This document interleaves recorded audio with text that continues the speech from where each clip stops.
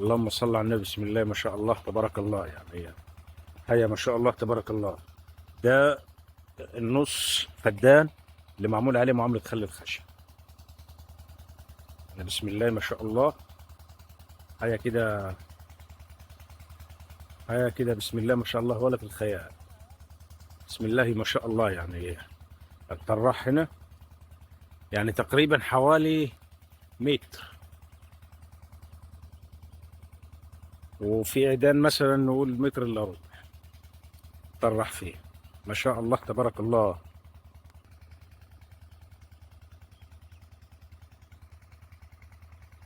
هيا تبارك الله. ادي كده نهاية النص، نهاية النص فدان المعامل بخل الخشب. بداية كده بداية اللي مش معامل، لو ما تعملش بخل الخشب نفس الأرض ونفس اليوم ونفس التقاوي ونفس المية ونفس التسميد، نفس كل شيء.